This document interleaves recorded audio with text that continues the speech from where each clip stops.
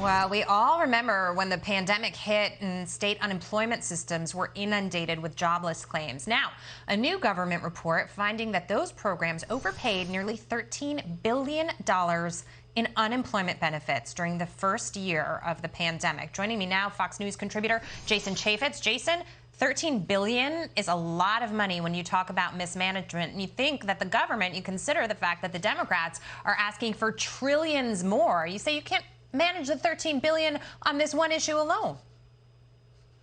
Yeah, $13 billion is a stunning amount of money. I mean, a lot of state budgets are barely more than that.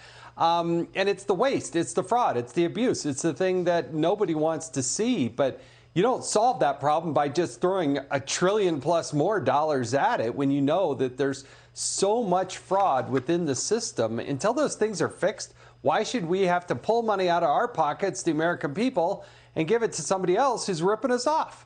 It's a really good question, and of course, that doesn't even count, the illegal people that got in there, the criminals, and stole some of that money out of the coffers as well. I mean, it's just criminal, and it's heartbreaking when you think about everything that we've been through. I want to switch gears and talk about the additional spending for a moment, and talk about infrastructure, because we're at a crossroads here. You know, American families are dealing with inflation right now. They're being hurt at the gas pump. They're being hurt at the grocery store, and this administration is trying to ram through another $4+ trillion in spending right now.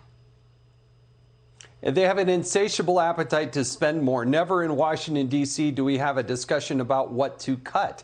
Democrats seem to think that the formula is raise taxes, spend more, but we're nearly $30 trillion in debt. We have to remember, Jackie, that we're paying about $1.5 billion a day in interest on a national debt where rates are near zero. We don't get anything for that. And so you keep adding to this national debt, and tell you, Republicans have been culpable in this too. I mean, when the Trump tax cuts came into place, revenue to the Treasury actually went up. Unfortunately, it was not coupled with spending cuts. So spend, and more spend is not going to solve our financial problems, and it creates this inflation. Nearly 1 out of every $4 spent in this country right now is spent by the federal government. You can't sustain that spending level on GDP. And here's the other problem, right? We don't exactly know what they want to spend it on. On Fox News Sunday, Senator Tim Scott brought that issue up. Listen to this. It's amazing when we have a vote in the Senate on a procedural vote to move to a bill that you haven't seen. The days of actually having to pass it to know what's in it has to be over. That is not in America's best interest to literally have blank pages on a multi-trillion-dollar spending plan. And Chuck Schumer will say, oh, no, it's totally normal not to have the details worked out yet. Just trust us. It's all going to be okay, Jason.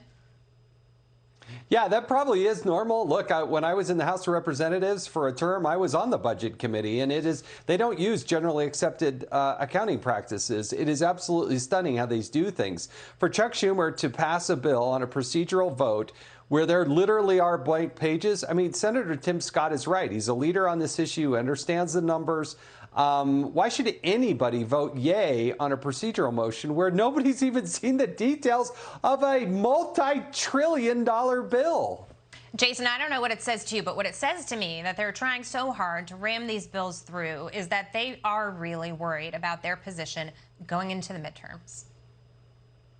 I totally agree. I think they know that the clock is ticking. They have the House, the Senate, and the presidency. They only have a 4-seat majority in the House. I think that's going away, and they are just trying to slam through every possible thing that they can. It is all about growing government, making this power grab as real as they possibly can by spending us into oblivion. And we are going to pay a long-term price for this. Oh, we absolutely are, and our children are too. Jason Chaffetz, thank you so much. Good to see you tonight. Thank you.